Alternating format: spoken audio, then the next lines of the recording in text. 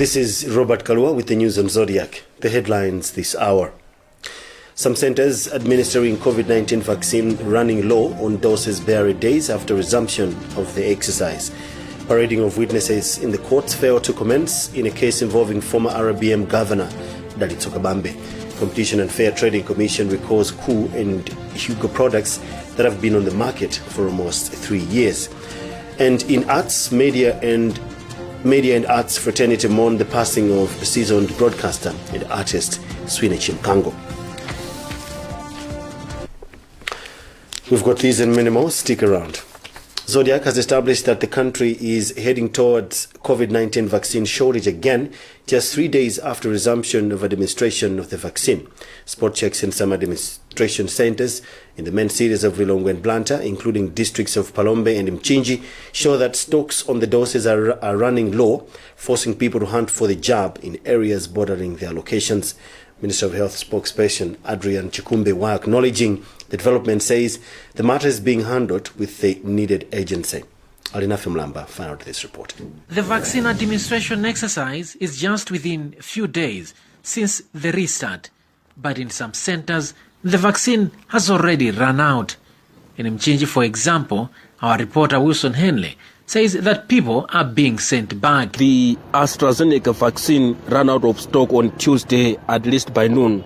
And since then, I've seen a good number of people being sent back due to the same. In Palombe, our reporter Ronex Yuanda says that all the vaccine which was allocated for the district has already been taken up, leaving a huge demand. We have spoken with the Palombe District Health Office Public Relations Officer, and this is Mr. Daniel Jiromo, who has confirmed this to us, that all the 400 doses which they received have been administered. It is of no doubt that the vaccine is now the most prized commodity.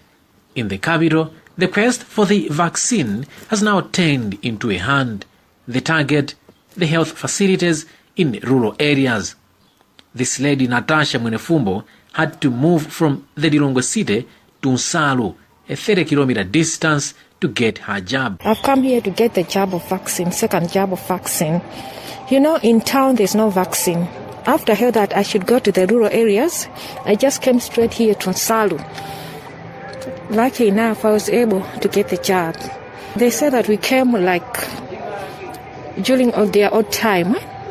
So after discussing with the in charge, we were able to get the assistant, but otherwise we couldn't have the jab. Or this rush for the vaccine could not have happened some 2 months ago, when the vaccination exercise was much togescated with misleading and unfounded claims alongside a high vaccine apathy.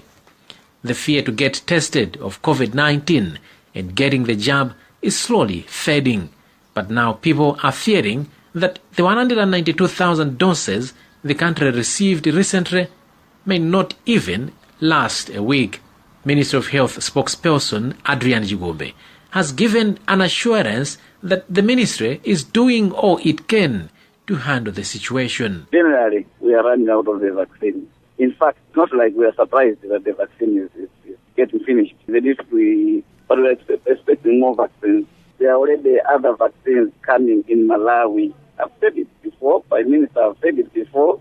We are expecting some vaccines maybe around next week. Recently, President Lazarus Chakwera told the BBC that Malawi will get just over 1 million doses within 2 months. Perhaps this may give people some hope. Parading of witnesses by the state in a case former Reserve Bank of Malawi Governor Dr. Dalit Sokabambe and 3 others are being accused of abusing their office has failed to commence at Lilongwe Magistrate Court, as the state says is yet to finalize investigations. Director of Public Prosecutions, Dr. Stephen Kayuni, said the state needs not less than a month to conclude the process, prompting Chief Resident Magistrate Patrick Chira to adjourn the case to 15th September. Government officials that received part of the 200 million kwacha financing of July 6 Independence Day celebrations have not yet remitted the funds 3 weeks after the event. The committee that was organizing the event has released the expenditure report with a balance of 112 million kwacha yet to be remitted, which Center for Social Accountability and Transparency says raises suspicion on financial prudence by the Tonse administration. Homeland Security Minister Richard Chimwendo Banda, who chaired the organizing committee, says the process is still underway to have the balance remitted to Treasury and as communicated. Alina Femlamba with a report. An expenditure report for celebrations that took place over 3 weeks ago. The report is signed by Marjorie Shema from the Secretary to the President and Cabinet and is almost repeating the same things Minister of Homeland Security Richard Banda already told the nation recently, that government used 87 million kwacha for the celebrations and that some millions were saved. According to the report, 200 million kwacha was credited into the account of Chief Secretary to the government on 2 July 2021, 4 days prior to the event, and of this money, 112 million kwacha was not spent on anything and it will be returned to the Treasury. But Executive Director of the Center for Social Accountability and Transparency, Wire Kambandira, is not amused. He is questioning the logic of releasing the report without proof that the taxpayers' money has been returned into government's account number 1. All in all, he hails the government for releasing the report. The report is not complete because we expected them again to furnish Malawians with proof of deposit of the remaining money. That has not been done. We are told that they are in the process of paying back the remaining money. So we are wondering how long does that take, because it was our expectation that this kind of report would have been accompanied by at least some proof of liquidation, payment of the remaining balance. However, Minister of Homeland Security Richard Chimwendo Banda, who was chairing the task force of the celebrations, still insists people should not hold any doubts the monies will be returned. Further adding that this process has already begun, only protocol issues delayed it. The process started 2 days ago. They should have finished by yesterday night. But it's a process that started, and I'm so sure that it's concluded now because it doesn't require quite a lot of processes in it. Initially, the celebrations were budgeted at 243 million kwacha, but it was later trimmed to 200 million kwacha after several people were against the idea of spending such a huge amount amidst the pandemic and a vaccine shortage. Prophet Shepherd Bushiri has pledged to construct a modernized children's ward at Kamuzu Central Hospital in Lilongwe within the next 2 years. The Enlightened Christian Gathering ECG Church founder said at the referral hospital on the sidelines of a donation of infusion pumps worth 11 million kwacha. Bushiri said the death of his daughter 3 months ago ignited in him the enthusiasm to help improve the country's healthcare system, which is lacking. Sam Banda reports. The Enlightened Christian Gathering, ECG Church, which Prophet Shepherd Bushiri founded some years ago, is this week celebrating its existence globally, and the donation of infusion pumps which the church has made to Kamuzu Central Hospital is one of the thanksgiving and charitable activities that have been lined up as part of the celebrations. However, Bushiri has pledged to construct a new modernized children's ward at Kamuzu Central Hospital after learning that the facility doesn't have one for the treatment of children-related ailments. Bushiri lost a daughter some 3 months ago as the country's health system couldn't manage the treatment she required and she was referred abroad. He said this exposed the setbacks which the country's healthcare system is facing. They decided to handle what is emergency or what is urgent first, and so we came over here to donate the infusion pumps. So that's why we are here.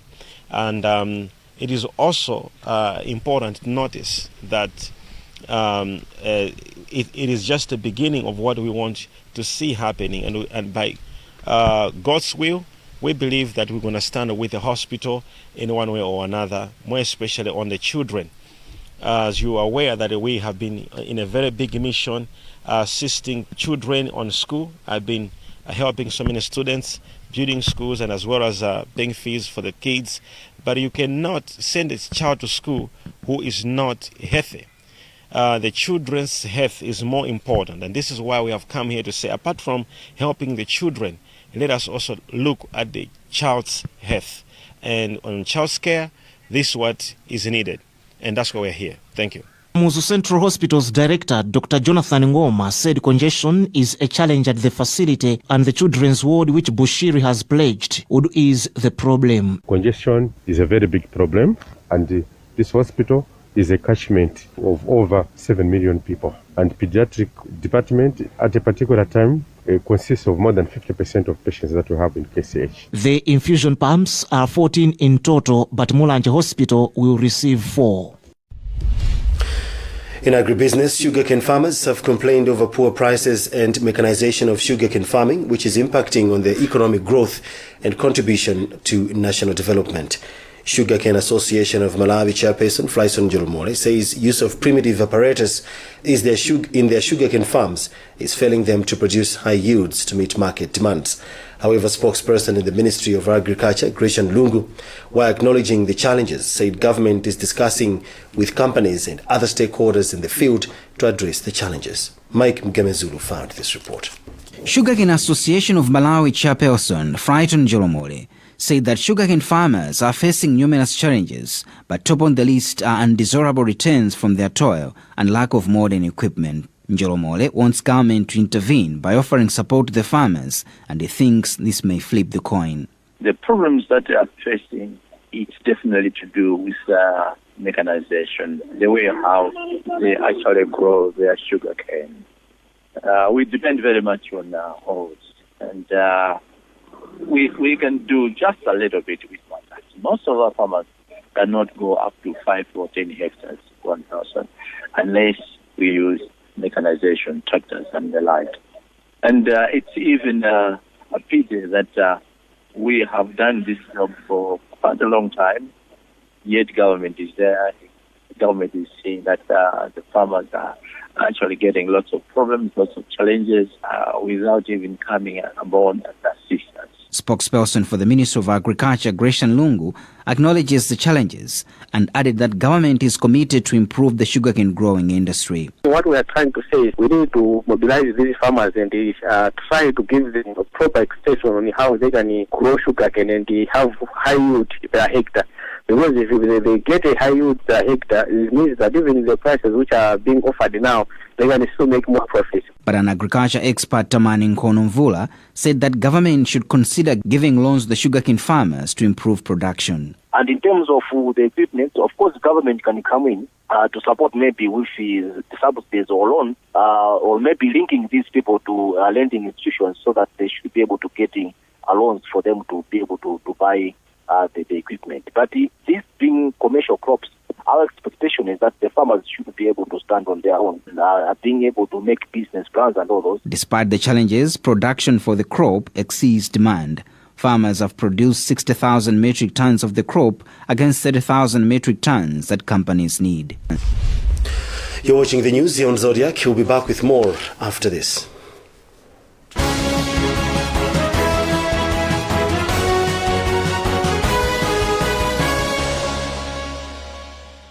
We all start differently, but we can all start with the strongest protection.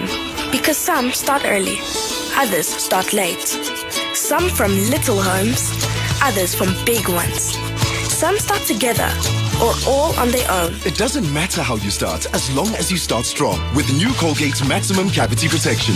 Now with fluoride plus arginine for 4 times more strengthening power. So that you can give them the strongest start to their day. Colgate. Start strong, stay strong. Enroll your child with Filipina Memorial Boarding Secondary and Primary School situated in Area 23 Lilongwe. You may also enroll with charismatic private schools either in Area 24 campus or Kapiri Lilongwe. The schools have well-stocked libraries, well-equipped laboratories, and a luxurious bus to ferry students back and forth. For registration, please contact the schools on 0992 900 222, 0992 900 333, 0992 900 300, 0888 124 309, 0888 124 308, or 0888 124 327. Filipina, charismatic, creating a brighter society.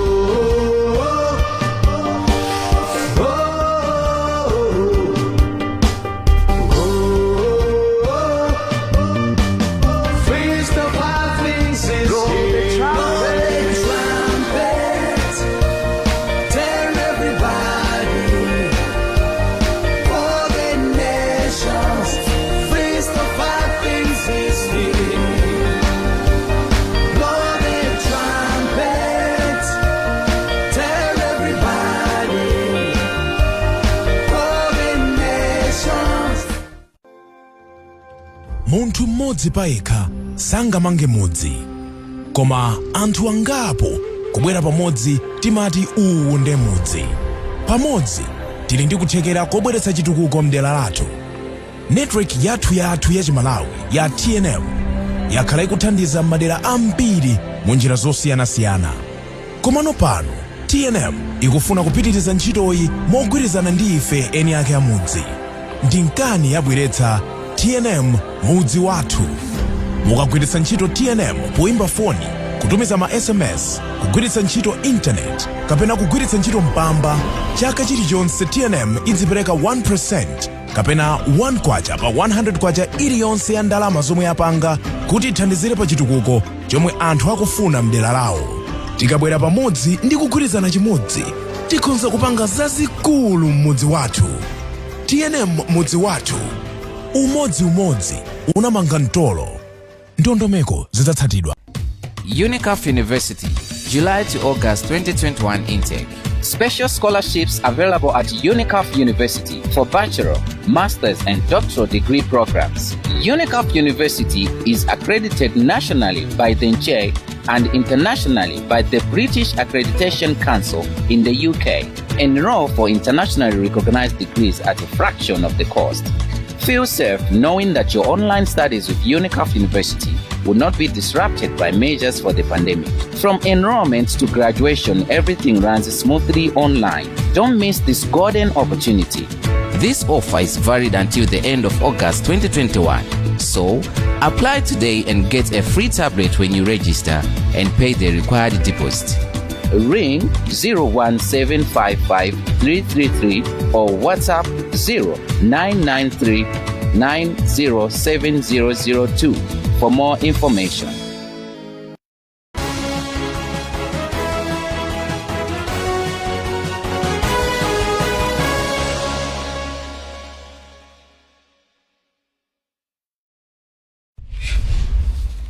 Welcome back as we continue with the news. Central West Region Commissioner of Police Peter Chesweka says Malawi Police Service will not tire but continue mending relations with communities to advance its core duty of enforcing peace and security.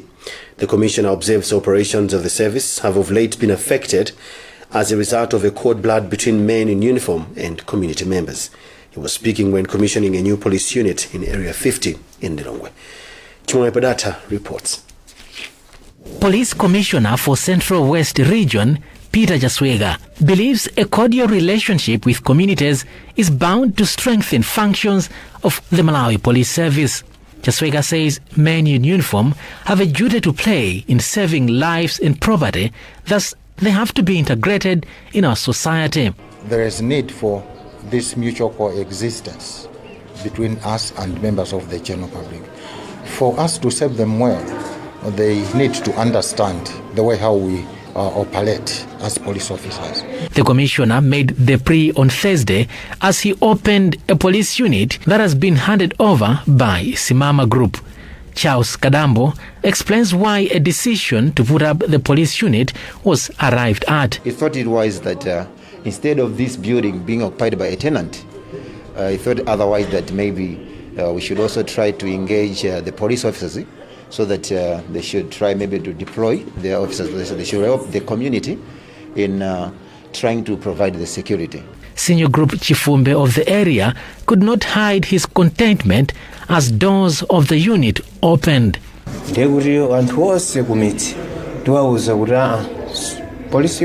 This police unit will assist us as we could hardly access service at Kanengo during the night. We are asking people to make use of this police unit now that it has been opened. For Zodiak, this is Chimwemwe Padata. Competition and Fair Trading Commission CFTC has come under fire for experts for recalling Koo and Hugo products that have been on the market for almost 3 years. Consumers Association of Malawi Executive Director John Capito says recalling products that are already on the market is not possible in Malawi because of the informal market structure. On the other hand, health expert Dr. Victor Miti said consumption of such may harm humans and it may lead to food poisoning. So Celia Ngoma compiled this report. The Competition and Fair Trading Commission says the move to recall the Cool and Hugo products follows communication from manufacturers in South Africa that noticed that the products have been on the shelf for more than 3 years.